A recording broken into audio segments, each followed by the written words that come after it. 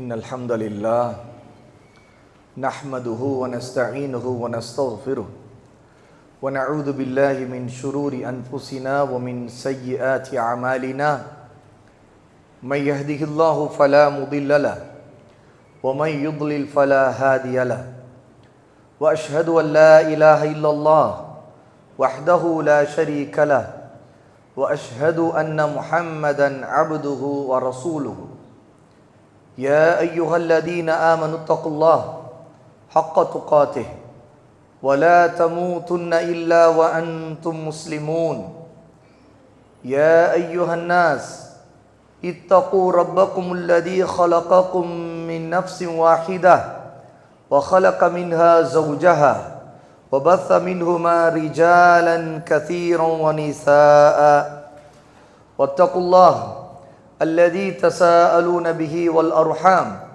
إن الله كان عليكم رقيبا يا أيها الذين آمنوا اتقوا الله وقولوا قولا سديدا يصلح لكم أعمالكم ويغفر لكم ذنوبكم ومن يطع الله ورسوله فقد فاز فوزا عظيما أما بعد فإن أصدق الحديث كتاب الله وأحسن الهدي هدي محمد صلى الله عليه وسلم وشر الأمور محدثاتها وكل محدثة بدعة وكل بدعة ضلالة وكل ضلالة في النار.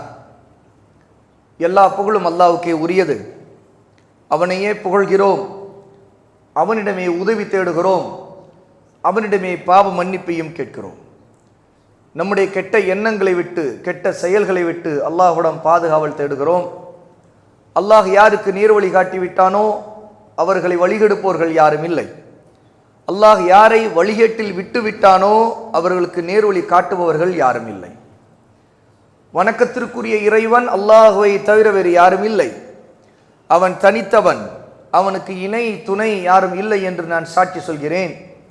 முஹம்மது ஸல்லல்லாஹு அலைஹி வஆலிஹி வஸல்லம் அல்லாஹ்வுடைய ஒரு அடிமை, அல்லாஹ்வுடைய ஒரு தூதர் என்றும் நான் சாட்சி சொல்கிறேன். அன்பிற்குரியவர்களே, அல்லாஹ்வின் அடியார்களே, பெரியோர்களே, சகோதர சகோதரிகளே, ஒருவர் தினமும் தொழுகிறார், நோன்பு வைக்கிறார், ஹஜ்ஜும் செய்கிறார். ஆனால் அவருடைய கொள்கை, நம்பிக்கை அல்லாஹ்வை பற்றி தவறாக இருக்கிறது, வழிகேடாக இருக்கிறது. அவர் அல்லாஹ்வை பற்றி தப்பான எண்ணங்களை கொண்டிருக்கிறார். உதாரணத்திற்கு, அவர் அல்லாஹ் தான் விரும்பி சிலரை நரகத்திலே தள்ள வேண்டும் என்று விரும்புகிறான், ஆகவே அவன் அநீதி இழைக்கிறான் என்று நம்புகிறார். அல்லது அல்லாஹ்வை போல மறைவான விஷயங்களை எல்லாம் ஏன் படைப்புகள் கூட அறிய முடியும், எதிர்காலத்தை அறிய முடியும், இன்றைய விஞ்ஞானம் எவ்வளவு வளர்ந்திருக்கிறது, ஆகவே விஞ்ஞானத்தால் பல அசாத்தியமான விஷயங்களை எல்லாம் செய்து காட்ட முடியும் என்று நினைக்கிறார். ஆனால் தொழுகிறார், நோன்பு வைக்கிறார், ஹஜ்ஜும் செய்கிறார். இவருடைய நிலை என்ன? இவருடைய தொழுகை, நோன்பு, ஹஜ் இதெல்லாம் அல்லாஹ்வுடன் ஏற்கப்படுமா? இதற்கான பதில் எளிது, ஏற்கப்படாது. அல்லாஹ் ஒரு காலும் அதை ஏற்க மாட்டான், அதை அழித்து விடுவான். தொழுகை நன்மை அளிக்கப்படும், நோன்பின் நன்மை அளிக்கப்படும், ஹஜ்ஜின் நன்மை அளிக்கப்படும். ஏனென்றால் அல்லாஹ் தஆலா அவர் மீது கோபம் கொள்கிறான். ஏனென்றால் அவருடைய கொள்கை, அவருடைய நம்பிக்கை பாவமானதாக, அதுவும் அல்லாஹ்வுடைய விஷயத்தில் வழிகேடானதாக இருக்கிறது. அல்லாஹ்வுடைய பண்பை, அவருடைய வல்லமையை படைப்புகளுக்கு இருப்பதாக அவர் நம்புகிறார். அவர் விஞ்ஞானத்தையே அல்லாஹ்வுக்கு இருக்கிற மறைவான அறிவு போல விஞ்ஞானத்தால் மறைவானதை அறிய முடியும் என்று நினைக்கிறார். அல்லது அல்லாஹ்வை படைப்புடன் ஒப்பிடுகிறார். இப்படிப்பட்ட கொள்கைகளை கொண்டிருப்பதால் அவருடைய அமல்களை அல்லாஹ் அழித்து விடும். ஏனென்றால் அவர் இணை வைக்கிறார். இணை வைப்பு, ஷிர்க், ஒருத்தருடைய கொள்கையில், அவருடைய நம்பிக்கையில் நுழைந்து விட்டால் அவருடைய அமல்களை அது அழித்து விடுகிறது. وَلَقَدْ أُوحِيَ إِلَيْكَ وَإِلَى الَّذِينَ مِنْ قَبْلِكَ لَئِنْ أَشْرَكْتَ لَيَحْبَطَنَّ عَمَلُكَ وَلَتَكُونَنَّ مِنَ الْخَاسِرِينَ. அல்லாஹ் சூரா ஜுமர் 39வது சூராவுடைய 65வது ஆயத்திலே சொல்லுகிறான், நபியே, உங்களுக்கும் வஹி அறிவிக்கப்படுகிறது, உங்களுக்கு முன்பு அனுப்பப்பட்ட நபிமார்களுக்கும் வஹி அறிவிக்கப்பட்டது. நீங்கள் இணை வைத்தால் கூட உங்களுடைய நன்மைகள் எல்லாம் அழிந்துவிடும், நீங்கள் மறுமையில் நஷ்டவாளிகளில் ஒருவராக ஆகிவிடுவீர்கள் என்று அல்லாஹ் நபிமார்களுக்கு எச்சரிக்கை செய்ததாக சொல்லுகிறான். நபிமார்கள் இணை வைப்பவர்கள் அல்ல, அவர்கள் யாரும் பெரும் பாவங்களே செய்யாதவர்கள். இணை வைப்பு பெரும் பாவங்கள் எல்லாம் பெரிய பாவம். ஆனால் அவர்கள் பெரும்பாவங்களில் சாதாரண பெரும்பாவங்களை விட, இணை வைப்பை விட, ஷிர்க்கை விட குறைவான பெரும்பாவங்களை விட்டு கூட அவர்கள் பாதுகாக்கப்பட்டவர்கள். ஆனால் அந்த நபிமார்களை நோக்கி அல்லாஹ் எச்சரிக்கை செய்கிறான், நீங்கள் இணை வைத்தாலும் உங்களுடைய நன்மைகள் அழிந்துவிடும். ஆக அகீதா என்கிற கொள்கை, அந்த நம்பிக்கை சம்பந்தப்பட்ட விஷயங்களில் ஒருத்தருடைய பிரச்சனை இருந்தால், ஒருத்தரிடம் கோளாறு இருந்தால் அவருடைய நன்மைகள் அழிந்து விடுகிறது. இதுதான் முதலாவது விஷயம். அகீதாவிலே வழிகேடு வந்துவிட்டால் அது நன்மைகளை அழித்துவிடும். அகீதாவுடைய அறிவு எவ்வளவு முக்கியம் என்றால், ஒருத்தருடைய அமல்களுடைய பற்றிய அறிவை விட ஒருவருக்கு அகீதாவை பற்றிய அறிவு முக்கியம். அகீதா என்றால் என்ன? நம்பிக்கை, கொள்கையை இது குறிக்கக்கூடிய வார்த்தை. அரபியிலே அகீதா என்று சொன்னால் ஒருவர் உள்ளத்தால் உறுதியாக எந்த சந்தேகம் இல்லாமல் கொண்டிருக்கக்கூடிய ஒரு நம்பிக்கை அது குறிக்கும்.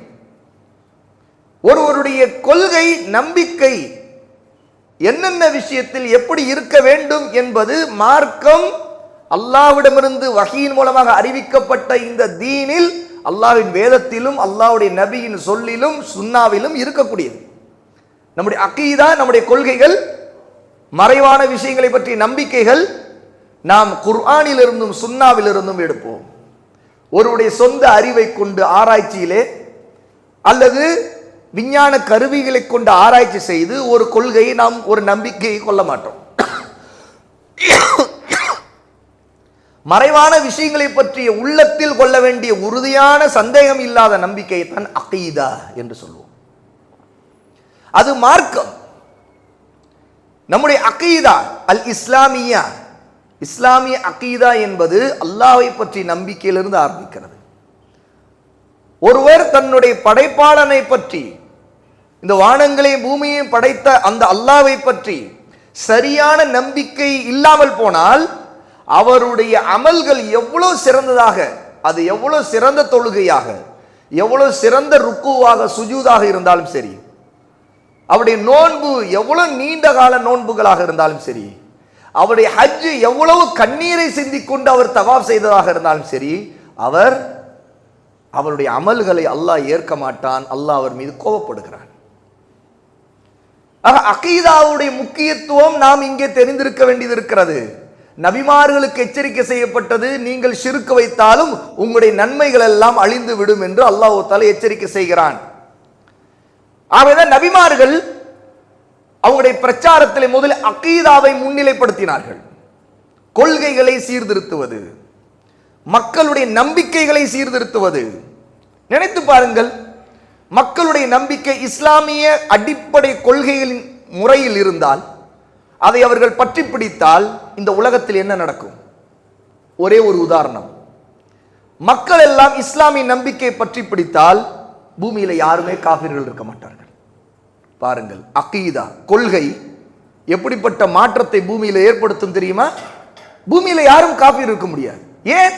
எல்லாம் இஸ்லாமிய நம்பிக்கையை எடுத்துக்கொண்டு அல்லாஹ் மட்டும்தான் இபாதத்திற்கு, வணக்கத்திற்குரிய உண்மையான இறைவனை நம்பினால் அவர்கள் படைப்புகளை வணங்க மாட்டார்கள், சிலைகளை வணங்க மாட்டார்கள், தர்காக்களில் அடங்கி இருக்கக்கூடிய நல்லோரிடம் பிரார்த்தனை செய்ய மாட்டார்கள், மனிதர்களை வணங்க மாட்டார்கள், மனிதர்களின் அரசாங்கங்களை வணங்க மாட்டார்கள். ஒருவன் தன்னுடைய மன இச்சையை வணங்க மாட்டான். ஏனென்றால் அகீதா சரி இல்லாதவன் தன்னுடைய மன இச்சையை வணங்குவான். தன்னுடைய கற்பனையை வணங்குவான், தன்னுடைய மண்டையில் உதிக்கக்கூடிய நம்பிக்கைகளை அவனாக உருவாக்கக்கூடிய அவனுடைய சிந்தனைகளை வணங்குவான், அவனுடைய லாஜிக்கை வணங்குவான், அவனுடைய புத்தியை வணங்குவான். ஒன்று இவனுடைய புத்தியை வணங்குவான், இல்லாட்டி வேறு எவனுடைய புத்தியோ வணங்குவான். ஏன்னா அதற்கெல்லாம் கீழ்ப்படிவான். இந்த மனிதர்களை வணங்குவதிலிருந்து, படைப்புகளை வணங்குவதிலிருந்து வெளியே கொண்டு வந்து, அந்த இருட்டிலிருந்து வெளியே கொண்டு வந்து வெளிச்சத்தின் பாதையிலே கொண்டு போகக்கூடிய இந்த தீன் அல் இஸ்லாம் தான் சரியான அக்கீதாவை சொல்லிக் கொடுக்கக்கூடிய மார்க்கம்.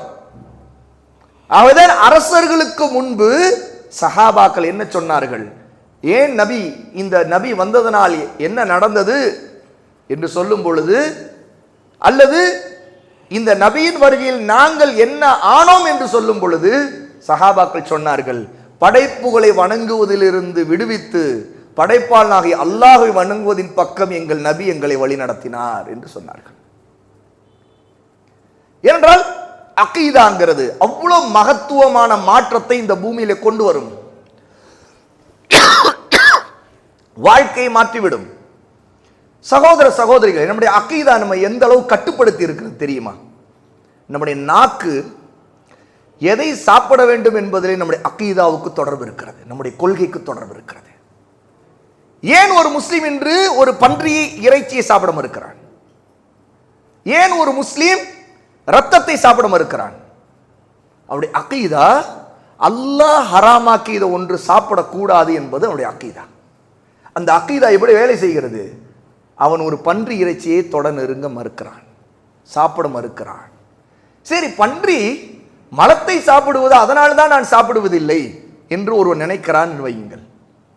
ஆனால் அவனுக்கு பிடித்த இறைச்சி உணவிலே ஒரு ஆடோ மாடோ ஒட்டகமோ ஒரு மான் கறியோ கூட இருக்கட்டும், முயல் கறி இருக்கட்டும், அவனுக்கு பிடிச்ச இறைச்சி ஹலாலாக ஆகுமானதான இறைச்சி, பன்றியை போல அல்ல. ஆனால் அந்த இறைச்சி, அந்த உயிரை அறுக்கும் பொழுது பிஸ்மில்லா அல்லாஹ் அக்பர் சொல்லப்படவில்லை என்றால் ஒரு முஸ்லீம் சாப்பிட மறுப்பான்.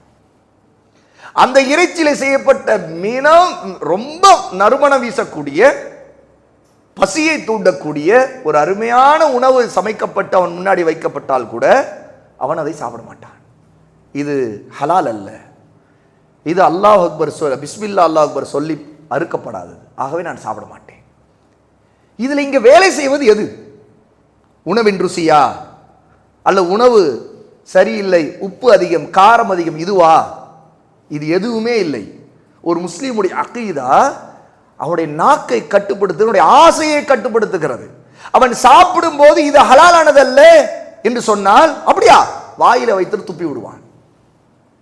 ஆக நம்முடைய அகீதாங்கிறது அல்லாஹ் மீதான நம்பிக்கை நம்முடைய ஒட்டுமொத்த வாழ்க்கையோடு சம்பந்தப்படுகிறது. நம்முடைய சாப்பிடுற உணவிலே சம்பந்தப்படுகிறது, உடல் உறவிலே சம்பந்தப்படுகிறது. ஏன் ஒரு முஸ்லீம் முஸ்லீமை திருமணம் செய்ய வேண்டும்? ஒரு முஸ்லீம் ஆண் பெண் அவர்கள் திருமணம் செய்து கொள்கிறார்கள். ஏன் ஏன் ஒரு முஸ்லீம் ஒரு முஷ்ரிக்கை திருமணம் செய்வதில்லை? முஸ்லீம் ஆணுக்கு பெண் ஒரு முஷ்ரிக்கா ஹலால் அல்ல, ஒரு முஸ்லிமான பெண்ணுக்கு ஒரு முஷ்ரிக்கான ஆண் ஹலால் அல்ல. ஏன்? ஒரு ஆண் பெண்ணுடைய சேர்க்கையிலே நம்முடைய அகீதா தொடர்பு உள்ளது என்றால், நான் ஒரு முஸ்லீம், நான் அல்லாஹ்வை வணங்குகிறவன், நான் உண்மையில் சரியான இஸ்லாமிய கொள்கையை பின்பற்ற வேண்டியவன், என்னுடைய ரப்புக்கு நான் நன்றி செலுத்த வேண்டியவன், அவன் தடுத்ததை நான் செய்யக்கூடாது என்கிற அகீதா ஒரு முஸ்லீமுக்கு இருப்பதால் தான் அந்த நேரத்தில் திருமணத்தை அவன் விரும்பும் போது அவன் தனக்கு ஆகுமான பெண்ணைத்தான் திருமணம் செய்ய வேண்டும். ஆகவே அந்த அகீதா அங்கு வேலை செய்கிறது. அகீதாவுடைய அறிவில்லாதவனுடைய நிலைமை என்ன ஆகும்? இஸ்லாமிய நம்பிக்கை சரியில்லாதவனுடைய நிலைமை என்ன ஆகும்? அல்ல மதச்சார்பின்மை பேசுகிறவனுடைய நிலைமை என்ன ஆகும்? அல்ல எல்லா மதங்களும் ஒன்றுதான் என்று சொல்லுகிறவனுடைய நிலைமை என்ன ஆகும்? எல்லா மதங்களும் ஒன்று என்று சொல்லுகிறவனுக்கு அவன் முஸ்லீம் அல்லாதவர் பார்த்தா திருமணம் செய்வான். அல்ல அப்படி ஒரு பெண் இருந்தால் அந்த பெண்ணுடைய கொள்கை எப்படி இருக்கும்? நான் லவ் பண்றேன், ஆகவே அவரை பிடிச்சிருக்கு கல்யாணம் பண்ணேன் அப்படின்னு சொல்லுவார்கள்.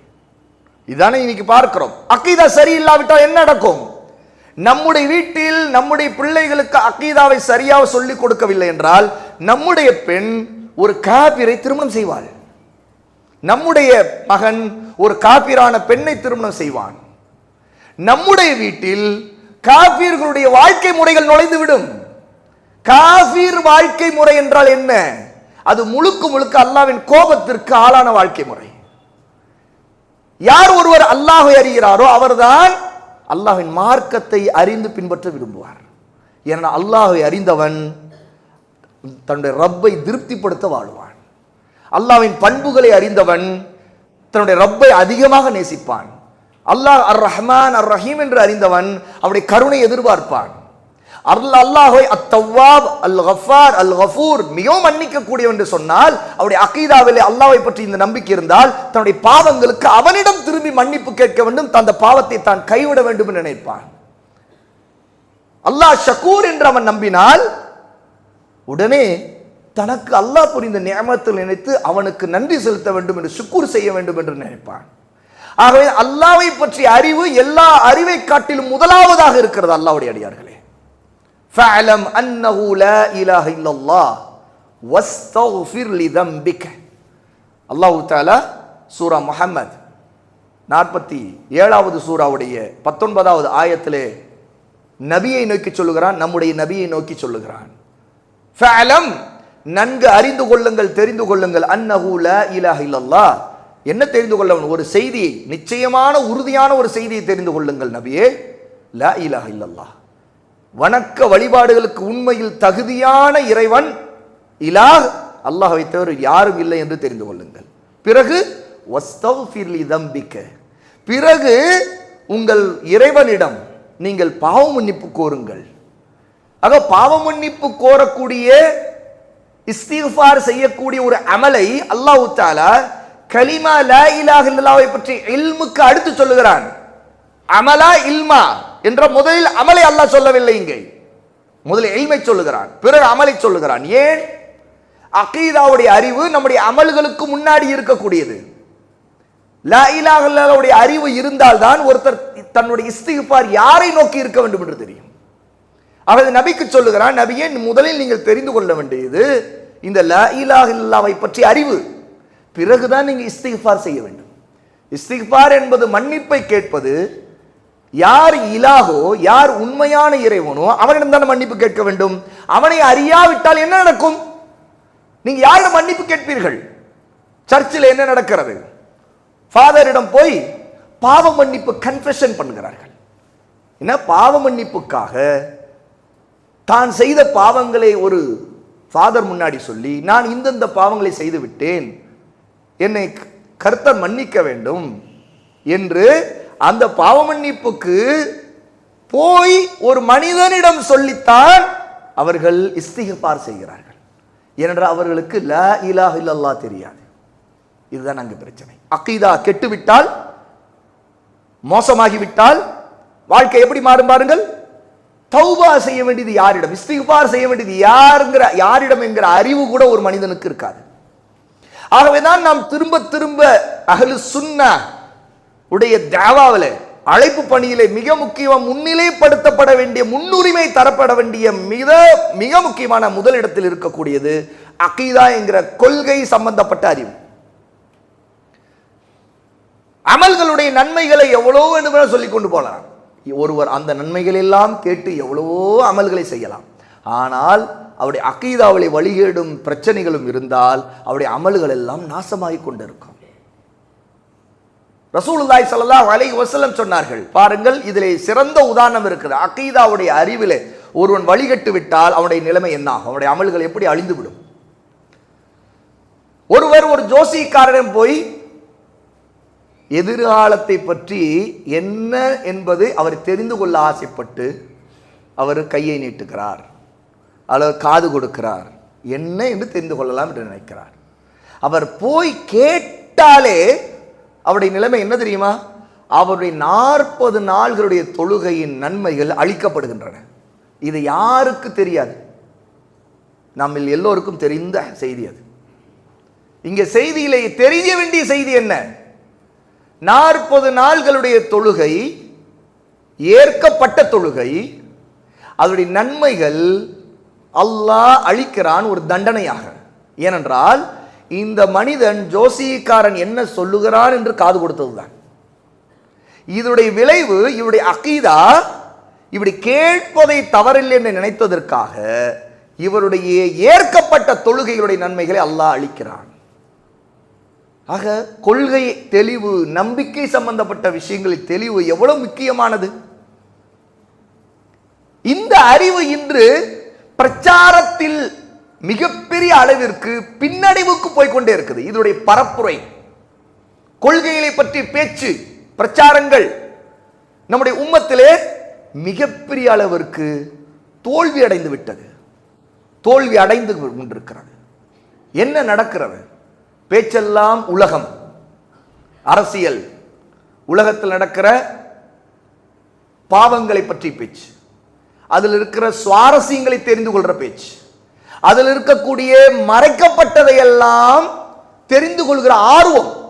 இன்னைக்கு மக்கள் எப்படி, எங்கே ஏது எதெல்லாம் நடந்து கொண்டிருக்கிறது, என்ன கொலை, என்ன கற்பழிப்பு, என்ன மாதிரி நடந்தது, இதையெல்லாம் தெரிந்து கொள்வதற்கான பயனே இல்லாத அறிவின் பக்கம் தேடலே போய்கொண்டே இருக்கிறார்கள்.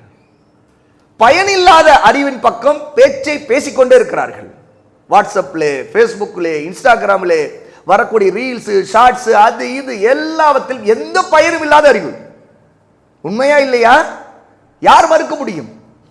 உலக அரசியல், நாட்டு அரசியல், ஊர் அரசியல், தெரு அரசியல், இப்படி ஒவ்வொன்றிலும் இருக்கக்கூடிய உள் விவகார பிரச்சனைகளை பற்றி, அதில் இருக்கிற தில்லுமுள்ளுகளோ, அதில் இருக்கக்கூடிய நடக்கக்கூடிய அடுத்தடுத்த பிரேக்கிங் நியூஸ், இதைத்தான் மக்கள் ஆர்வமாக படிக்க விரும்புகிறார்கள், தெரிந்து கொள்ள ஆசைப்படுகிறார்கள். எவ்வளவு நியூஸ் சேனல்கள், எவ்வளவு நியூஸ் பேப்பர்கள், எத்தனை தினசரி செய்தித்தாள், வாராந்திர மாதாந்திர செய்தித்தாள்கள், இன்னொரு பக்கம் தினமும் போனிலே மொபைலில் இருக்கக்கூடிய குழு, வாட்ஸ்அப் குழுமங்கள். அது மட்டுமல்ல, மக்கள் சந்திக்கும் போதெல்லாம் பேசுகிற பேச்சு எப்படி இருக்கிறது, அதில் என்ன நன்மைகள் இருக்கிறது? ஒரு நன்மையும் இல்லாத பயனற்ற பேச்சிலே நேரத்தை வீணடிக்கக்கூடிய மிகப்பெரிய முட்டாள் சமுதாயமாக முஸ்லிம்களும் இந்த காலத்தில் மாறிக்கொண்டிருக்கிறார்கள். முஸ்லிம் தாயிகள் பலர் மாறிவிட்டார்கள்.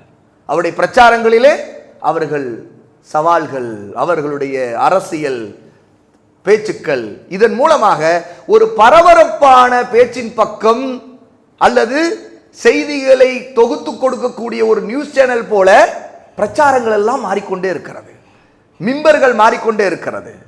மக்களுக்கு இதை பற்றியெல்லாம் பேச பேச அவர்களுக்கு ஒரு ஆர்வம் பிறக்கிறது. அந்த ஆர்வம் எதை நோக்கி போகிறது? அல்லாஹ்வை நோக்கியா, இபாதத்தை நோக்கியா, மறுமையை நோக்கியா, சொர்க்கத்தை நோக்கியா, அல்லது நரகத்தை விட்டு விலகி ஓடவா? எதை நோக்கி போகிறது? ஃபித்னாவின் பக்கம் போகிறது. அகீதா, நல்ல அகீதா நம்மை அல்லாஹ்வை நெருங்குவதற்கும் சொர்க்கத்தை நெருங்குவதற்கும் அதன் பக்கம் அழைப்பு கொடுக்கக்கூடிய அகீதா இந்த இஸ்லாமுடைய அகீதா, குர்ஆனுடைய அகீதா.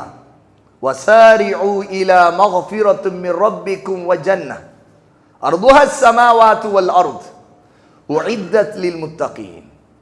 அல்லாஹ் சொல்லுகிறான், நீங்கள் எல்லோரும் விரைந்து வாருங்கள். வஸாரிஉ, எதன் பக்கம்?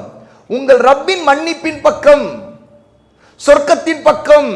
அந்த சொர்க்கத்தின் அகலம் வானங்கள் பூமியை விட விசாலமானது என்று அல்லாஹ் சொல்லுகிறான். இது எப்படி இருக்கிற அழைப்பு? அது தக்வா உள்ளவர்களுக்காக தயாரிக்கப்பட்டிருக்கிறது என்று அல்லாஹ் சொல்லுகிறான். இது அல்லாஹ்வுடைய அழைப்பு. ஆனால் இன்று மக்கள் இயக்கங்களாக, அமைப்புகளாக, அல்லது ஏதோ ஒரு ஜமாத்துகளாக, அல்லது ஏதோ ஒரு சிந்தனை கூட்டங்களாக இப்படி பிரிந்து, அல்லது ஏதேனும் ஒரு அரசியல் சித்தாந்த ரீதியாக பிரிந்து, அந்த கொள்கை பிரச்சாரங்கள் எல்லாம் அவர்கள் எடுத்துக்கொள்ளக்கூடிய சில நிலைப்பாடுகளுக்காக அவர்கள் மிகப்பெரிய சக்தியை செலவழிக்கிறார்கள். அதற்கு இளைஞர்கள் தங்களுடைய நேரங்களை, தங்களுடைய சிந்தனைகளை, தங்களுடைய ஆக்கப்பூர்வமான சக்திகளை எல்லாம் அதில் வீணடிக்கிறார்கள். முஸ்லிம் சமுதாயம் சரியான இஸ்லாமிய அறிவை விட்டும் தூரமாகி விடுகிறது. உலகத்தை பற்றி அடிப்படை அறிவுக்கு தேவை, அதை விட்டும் தூரமாகி விடுகிறது. படிக்கிறது ஒழுங்கா படிக்கிறத, பள்ளிக்கூடமோ கல்லூரியோ, வியாபார சார்ந்த ஒரு நுணுக்கம் தெரிகிற அளவுக்காக வளர்கிறாரா, அதிலும் தூரமாகி விடுகிறார். என்ற இவருடைய உழப்பல் புலம்பல் எல்லாம் இந்த எந்த நன்மையற்ற இந்த கல்வி, இந்த அறிவிலே அவர்கள் உழல்கிறார்கள். ஏனென்றால் அகீதா பேசப்படுவது ஒற்றுமைக்கு குந்தகம் என்று சொல்லுகிறார்கள். கொள்கையை பேசாதீர்கள். என்ன கொள்கை? இஸ்லாமிய அடிப்படைகளை பேசாதீர்கள். தௌஹீதை பேசுவது, ஷிர்கை பற்றி பேசுவது, பிதஅத்தை பற்றி பேசுவது இன்று எந்த அளவுக்கு அது ஒரு இழிவானதாக, அது ஒரு வெறுக்கத்தக்கதாக பார்க்கப்படுகிறது என்றால், அதெல்லாம் நம்முடைய சமூகத்தை சீர்குலைக்கும், ஒற்றுமையை குலைத்துவிடும். விமர்சனங்கள் செய்ய வேண்டாம். ஆக ஒருவருடைய தீமையை தடுப்பதிலே பல நிலைகள் உண்டு. அந்த தீமையை சுட்டி காட்டுவது கூட அது ஒரு விதத்தில் ஒற்றுமைக்கு குந்தகம் என்று சொல்லி வாயை மூட வைக்கிற கொள்கை ஒரு அகீதா என்று பரவிவிட்டது. வழிகேடுகள் பரவிக்கொண்டே இருக்கிறது. நீங்கள் உங்கள் வேலையை பாருங்கள். மக்கள் சொல்லுகிறார்கள், ஊரை திருத்த முடியாது, இருக்கிறதுல என்ன பண்ண முடியும், ஒற்றுமையா இருக்கிறதுக்கு என்ன செய்ய முடியும், அதை பாருங்கள். ஆக பாருங்கள் மக்கள் எப்படி மாறி போய் கொண்டிருக்கிறார்கள். ஆனால் இப்போது இருக்கிற தீமையை விட மோசமாக மக்கள் இன்னும் மோசமான அளவில் இருந்த காலம் இருந்தது. எந்த காலம்? ரசூலுல்லாஹி ஸல்லல்லாஹு அலைஹி வஸல்லம் இந்த பூமிக்கு அல்லாஹ் தஆலா அவர்களை நபியாக்கிய அந்த காலம்.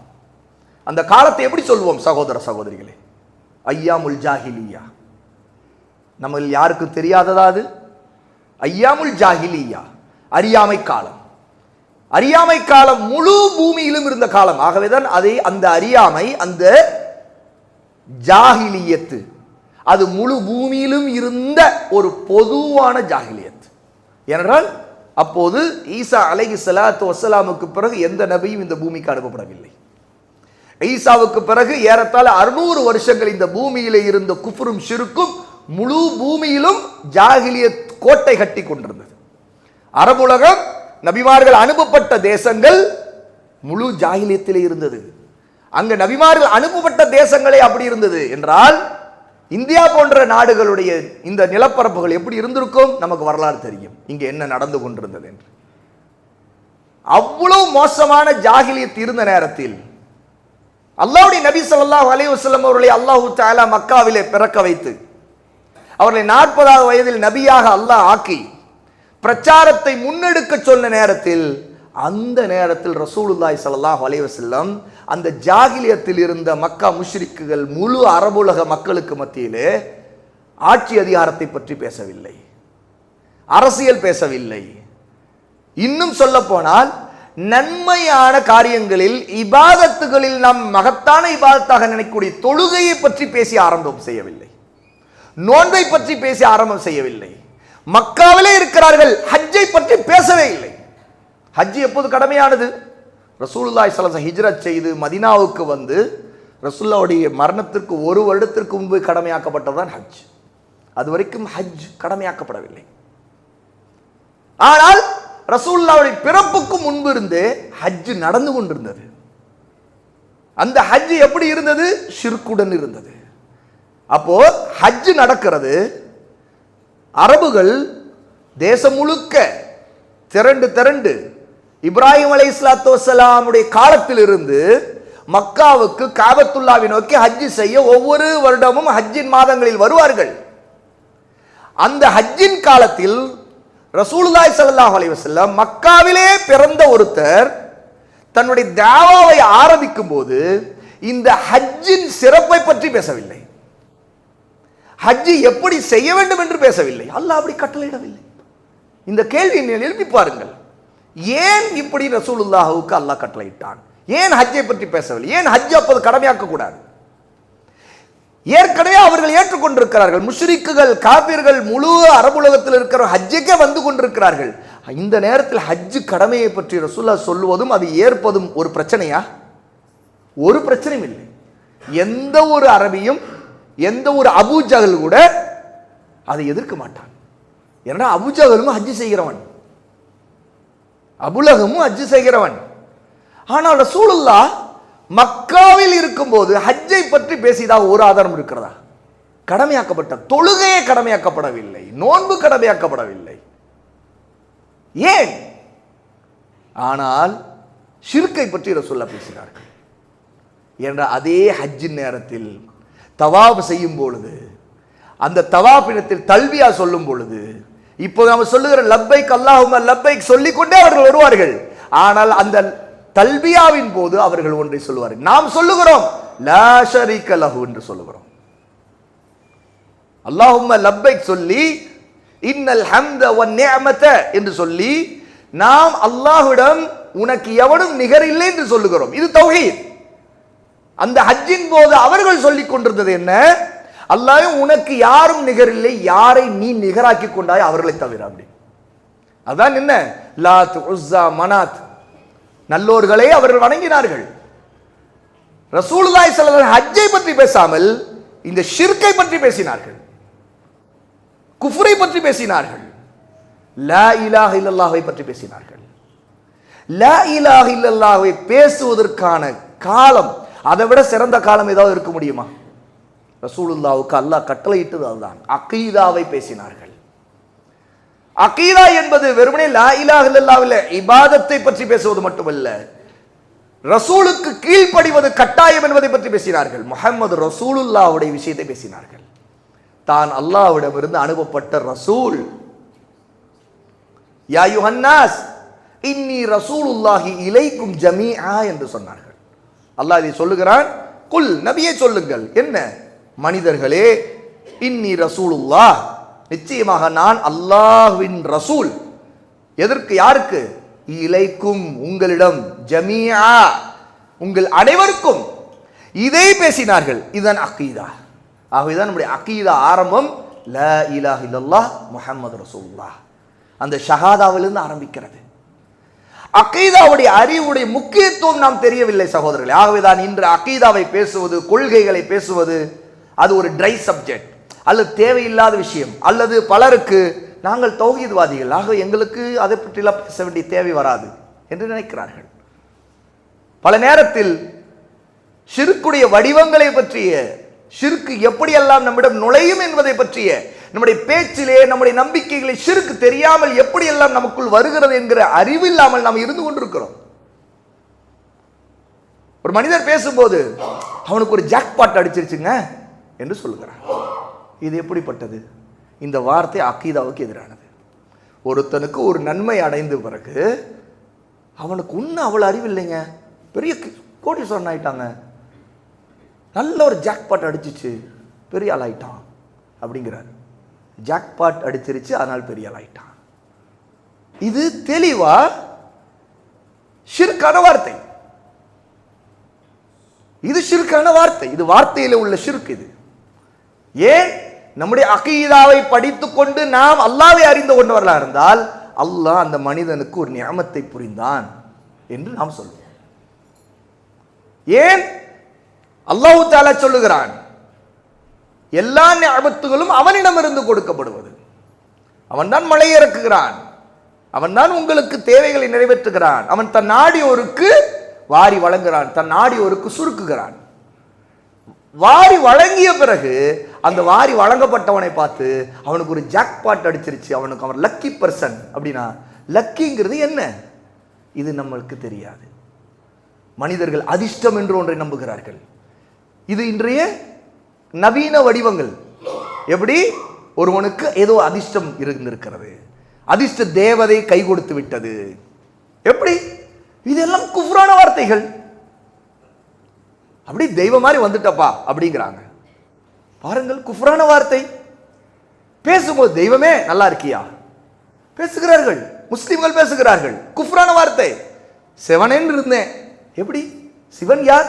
சிவன் என்பவன் காபிர்கள் இறைநிராக வணங்கக்கூடிய ஒரு தெய்வத்தின் பெயர். அந்த பெயர் சிவனே என்று இருந்தேன் அப்படின்ற என்ன?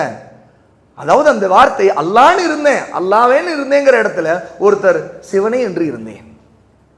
எவ்வளவு வார்த்தைகளை மனிதர்கள் ஷிர்கான அகீதாவை பற்றி அறிவில்லாமல் பேசிக்கொண்டே இருக்கிறார்கள்.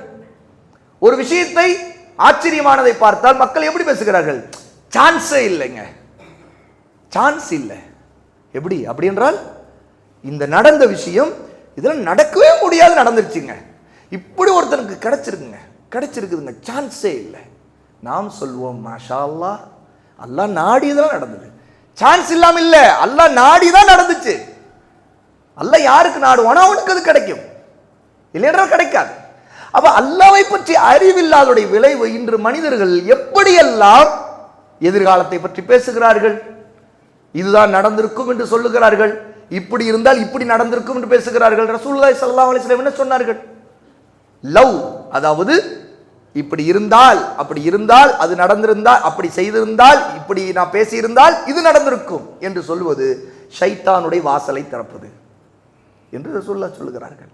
ஆக மக்களுக்கு இஸ்லாமிய அகீதா கொள்கையை பற்றிய அறிவு இல்லாமை பெருகிக் கொண்டே போகிறது. ஒரு பக்கம் இது பெருகிக் கொண்டே போகிறது, இன்னொரு பக்கம் இஸ்லாமிய அறிவுக்கு எதிரான விஷயங்கள் பரப்பப்பட்டு கொண்டே போகிறது. எல்லா ஊடகங்கள் வழியாக, மனிதர்கள் தங்களுடைய பேச்சுக்கள் வழியாக, தங்களுடைய எதிர்பார்ப்புகள் மூலமாக பரப்பிக்கொண்டே இருக்கிறார்கள். ஆனால் அல்லாஹ்வுடைய நபி ஜாகிலியாவிலே மோசமான ஜாகிலியாங்கிற ஐயாமுல் ஜாகிலியா காலத்திலே அவர்களுக்கு அல்லாஹ் கட்டளையிட்டதுடைய பிரச்சாரத்துடைய வீரியமான அடிப்படை எதுக்கு முன்னுரிமை கொடுத்து பேசப்பட வேண்டும்? நபிமார்கள் எல்லாருக்கும் அல்லாஹ் சொன்னானாம், வலகத் பஅஸ்னா ஃபீ குல்லி உம்மத்திர் ரசூலா அன் இஅ்புதுல்லாஹ் வஜ்தனிபுத் தாகூத். சூரா அன்-நஹல் 16வது சூராவுடைய 36வது ஆயத்திலே அல்லாஹ் சொல்கிறான், நிச்சயமாக ஒவ்வொரு ரசூலையும் நாம் ஒவ்வொரு சமூகத்திற்கும் அனுப்பினோம். அவர்கள், அந்த ரசூல்மார்கள், அல்லாஹ்வையே வணங்குங்கள், ஷைத்தான்களை விட்டு விலகி இருங்கள் என்றுதான் கட்டளையிட்டார்கள். இன்று ஷைத்தான்களை விட்டு விலகி இருங்கள், வழிகேடுகளை விட்டு விலகி இருங்கள், பிதஅத்துகளை விட்டு, பிதஅத்துவாதிகளை விட்டு விலகி இருங்கள் என்று நாம் கட்டளையிட்டால், அதை ஏவினால் மக்கள் என்ன நினைக்கிறார்கள்? இந்த அக்கீதா கொள்கை அது இதெல்லாம் பேசாதீங்க, தௌஹீத் அதெல்லாம் பேசாதீங்க, இதெல்லாம் இருக்கிற நல்ல அமைதியாக போட்டிருக்கிறல குட்டையை கிளப்பி விட்டு வாக்குவாதங்கள் உருவாகி சண்டை போட ஆரம்பிக்கிறாங்க. மக்கள் நல்ல அமைதியாக போயிட்டு இருந்துச்சு, இப்படி ஏதாவது ஒன்று நீங்கள் பேசுறீங்க, ஏதாவது ஒன்று சொல்றீங்க, அவன் அவனுடைய பாதையில் போயிட்டு இருப்பான், எதுக்கு அதெல்லாம் பேசுறீங்க? இன்னும் சிலர் உங்களுடைய கொள்கையில் அவங்கவுங்க மஸ்ஜிதுக்குள்ள மட்டும் பேசிக்கொள்ளுங்க, வெளியில பொதுத்தளத்தில் எதையும் பேசாதீங்க. எப்படி என்ன? உங்க மக்கள்கிட்ட நீங்க சொல்லுங்க, அவங்க மக்கள்கிட்ட அவங்க சொல்லட்டும், பொதுத்தளத்தில் வெளியே பேசாதீங்க. குறிப்பா இந்த அரசியல் பேச்சுக்கள் பேசுகிறவர்கள், அதன் மூலமாக ஆட்சியாளர் விவகாரங்களை வைத்தே மக்களை அதிலேயே உழல வைக்கக்கூடிய தாயிகள், வழிகட்ட சிந்தனையுடைய தாக்கத்தில் இருக்கக்கூடிய மக்கள், அவர்கள் என்ன சொல்லுகிறார்கள்? எல்லாம் உங்களுக்குள்ள தனியா பேசிக்கொள்ளுங்கள். இவர்கள் மஸ்ஜிதில் இருப்பவர் சொல்லுவார்கள், அடுத்து உங்க வீட்டுக்குள்ள பேசுங்கள், உங்கள் வீட்டுக்குள்ள பேசிக்கொள்ளுங்கள். அது அடுத்த கட்டவன மஸ்ஜிதில் பேசி பிரச்சனை வந்துருச்சு. அப்ப என்ன, மஸ்ஜித்காரர் என்ன சொல்வார்? எல்லாம் உங்க வீட்டில் வச்சுக்கோங்க, இங்க வந்து வச்சுக்காதீங்க. எப்படி நீங்க மாறி போச்சு? சுப்ஹானல்லாஹ். மஸ்ஜிதிலே பல மஸ்ஜிதுகளை நிர்வாகிகளா இருக்கிறவர்கள், அவர்கள் அறிவுரை சொல்லக்கூடிய, நன்மை ஏவி தீமை கூடிய, சத்தியத்தை தெளிவுபடுத்தக்கூடிய ஒரு தாயிக்கு அவர்கள் முன்னாடியே ஒரு கட்டளை எடுக்கிறார்கள், இது நீங்க பேசி விடாதீர்கள், எங்களுக்குள்ள நல்ல ஒற்றுமை இருக்குது, எங்கள்கிட்ட எல்லா கூட்டமும் இருக்கிறாங்க, எங்களுக்குள்ள எல்லா கூட்டமும் இருக்கிறாங்க, அதனால அவங்கவுங்க அவங்க கொள்கையில தான் இருப்பாங்க, பேசாதீங்க, அக்கீதால அதெல்லாம் பேசாதீங்க. நீங்க சொல்லுங்க, சுப்ஹானல்லாஹ் சொன்னா சொர்க்கத்தில் ஒரு மரம் நடப்படும், அது சொல்லுங்க, அது சொல்லிக்கிட்டு இருப்பாங்க. ஆனா அந்த சுப்ஹானல்லாஹ் அல்லாஹ் ஏற்றுக்கொள்ள மாட்டானே. ஏன்னா வழிகட்ட சிந்தனைகள் கொள்கையில் ஒருவன் இருந்து அவன் பெரிய வழிகேடனாக இருந்தால் எப்படி அல்லாஹ் தஆலா அவனுக்கு சொர்க்கத்தை கொடுப்பான்? ஒரு சுப்ஹானல்லாஹ் இவனுக்கு மரம் நட எப்படி நடப்படும்? அது அந்த அறிவு இல்லை சகோதரர்களே. இன்று அதுதான் பிரச்சனை. ஆனால் சஹாபாக்கள் சரியான அகீதாவை ரசூலிடம் படித்துக் கொண்டு அதன் மூலமாக புடம் போடப்பட்டதால் தான் அல்ஹம்துலில்லாஹ், பாருங்கள், அல்லாஹ் அவர்களுக்கு ஆட்சி அதிகாரை கொடுத்தான், அதன் மூலமாக இந்த பூமியை அல்லாஹு தஆலா மாற்றினான். இன்று எங்கோ ஒரு மூலையில் இருக்கிற நாம் இன்று அல்லாஹ்வை வணங்கக்கூடியவர்களாக ஜும்மாவில் ஒன்று சேர்ந்திருக்கிறோம். இது எப்படி நடந்தது? சரியான அகீதா பரவலாகியதன் விளைவு. அந்த தாக்கம் எங்கோ இருக்கிற நாம் இங்கு அல்லாஹ்வை வணங்கக்கூடியவர்களாக சேர்ந்திருக்கிறோம். இது எப்படி நடந்தது? ரசூலுடைய தாவாவை சஹாபா எடுத்து சென்றார்கள். அவர்களுக்கு பிறகு அடுத்த அதே வழிமுறைப்படி மற்ற அஹ்லு சுன்னா அறிஞர்கள் கொண்டு போனார்கள், அதனுடைய இமாம்கள் கொண்டு போனார்கள். அதனால்தான் பிதஅத்துவாதிகள் அழிவை கொண்டு வருவர்கள் சுன்னாவின் மக்கள் செழிப்பை, சுன்னாவை உயிர்ப்பித்து தௌஹீதின் பக்கம் மக்களை அழைக்கக்கூடியவர்களாக இருப்பார்கள். அவர்கள் இந்த உலகத்தின் அரசியல், உலகத்தின் பிரச்சனைகளை வைத்து மக்களை கூறுபட மாட்டார்கள். அவர்கள் அல்லாஹ்வை நெருங்குவதற்கு வழிகாட்டுவார்கள், நன்மைகளின் பக்கம் தூண்டுவார்கள், தீமைகளை விட்டு விலக்குவார்கள், தடுப்பார்கள், தீமைகளை பற்றி எச்சரிக்கை செய்து கொண்டிருப்பார். ஏனென்றால் இது அகீதாவுடைய அடிப்படை நமக்கு. அவைதான் ரசூலுல்லாஹி ஸல்லல்லாஹு அலைஹி வஸல்லம் 13 வருடங்கள் மக்காவில் 40 வயதிலிருந்து அவங்க நபியானதிலிருந்து 53 வயது வரைக்கும் அகீதாவை தான் ஆழமாக பேசினார்கள். அந்த காலகட்டத்தில் தொழுகை 10வது வருடம் கடமையாக்கப்படுகிறது, நோன்பு கடமையாக்கப்படவில்லை. மதீனாவுக்கு வந்து அடுத்த 1.5 வருடத்துக்கு பிறகு ரமதானுடைய நோன்பு கடமையாக்கப்படுகிறது. அப்போதுதான் ஜகாத் கடமையாக்கப்படுகிறது. பிறகு பல வருஷங்களுக்கு பிறகு ஹஜ் கடமையாக்கப்படுகிறது. ஏன் இவ்வளவு? இஸ்லாமுடைய அடிப்படை தூண்கள் 5 தானே. கலிமா ஷஹாதாவுக்கு பிறகு என்ன? தொழுகை, நோன்பு, ஜகாத், ஹஜ் என்று யார் சொல்ல மாட்டார்கள்? குழந்தைகள் கூட சொல்லும். ஆனால் இந்த குழந்தைகள் கூட சொல்ற அளவுக்குள்ள அந்த விஷயத்தை ஏன் ரசூலுல்லாஹ் முதல் நாள் தான் நபியானதிலிருந்து எடுத்து சொல்வதிலிருந்து ஆரம்பிக்கவில்லை? ஏன் அல்லாஹ் அப்படி ரசூலுக்கு கட்டளையிடவில்லை என்றால் அகீதாவுடைய தௌஹீதை பற்றிய அறிவு, அல்லாஹ்வை பற்றிய அறிவு, மறுமையை பற்றிய அறிவு, சொர்க்கம் நரகத்தை பற்றிய அறிவு அவ்வளவு மிக முக்கியமான. ஏனென்றால் இதெல்லாம் மறைவான விஷயங்கள். கடைசியாக ஆயிஷா ரலியல்லாஹு அன்ஹா அவருடைய சொல்லை ஞாபகப்படுத்துகிறேன். அல்லாஹ்வுடைய அடியார்களே, ஆயிஷா சொல்லுகிறார்கள் என்ன தெரியுமா? ஆரம்பத்தில் வஹி இறக்கப்பட்டவை எல்லாம் சொர்க்கத்தை பற்றியும் நரகத்தை பற்றியும் பேசிய வசனங்கள் இறங்கியன. பிறகுதான் அல்லாஹு தஆலா நன்மையான அமல்களை பற்றிய வசனங்களை எல்லாம், சட்டங்களை, ஹலால் ஹராம் சட்டங்களை எல்லாம் இறக்கிறான். ஹலால் ஹராம் சட்டங்கள் இறக்கப்படுவதற்கு முன்பு சொர்க்கத்தை பற்றி நரகத்தை பற்றி சொல்லப்பட்டுச்சு. ஆகவே சொர்க்கத்திற்கு ஆசைப்படுகிறவன் நன்மையை செய்ய ஆரம்பித்தான். நரகத்தை பற்றி தெரிந்தவன், அஞ்சுகிறவன் பாவங்களை விட்டு ஹராமை விட்டு விலக வேண்டும் என்று நினைத்தான். அவன் அகீதாங்கிற நம்பிக்கை பற்றிய அறிவுங்கிறது ஒருவருடைய செயல்களை சீர்திருத்துவதற்கும் தூண்டுவதற்கும் அவனை சரி செய்வதற்குமான அறிவு. ஆகவேதான் உலமா, அஹ்லுஸ் சுன்னா உலமா, அஸ்ஸலஃபு ஸாலிஹ்ங்கிற சஹாபா, தாபியூன், தபூத்தவுடைய பாதையிலே தாவாவை சரியான முறையில் கொண்டு போகக்கூடிய சலஃபி உலமா அவர்கள் இந்த அடிப்படையை முன்வைத்து எப்போதும் அவர்கள் அகீதா விஷயங்களை தெளிவாக எடுத்துச் சொல்வதிலே, வழிகேடுகளை அம்பலப்படுத்துவதிலே, வழிகேட்டை விட்டு மக்களை தடுப்பதிலே, சுன்னாவுக்கு முக்கியத்துவம் கொடுப்பதிலே, ஹதீஸ்களை சரியாக எடுத்துச் சொல்வதிலே ஆர்வம் காட்டுகிறார். ஏனென்றால் இதுதான் நபிமார்களுடைய பாதை என்பதனால். அல்லாஹ் சுப்ஹானஹு வ தஆலா நமக்கு அகீதாவுடைய முக்கியத்துவத்தையும் அதனுடைய தேவையையும் அறியக்கூடிய, அதை உணர்ந்து சரியான கல்வியை தேடக்கூடிய மக்களாக அல்லாஹ் நம்ம அனைவரையும் ஆக்குவானாக.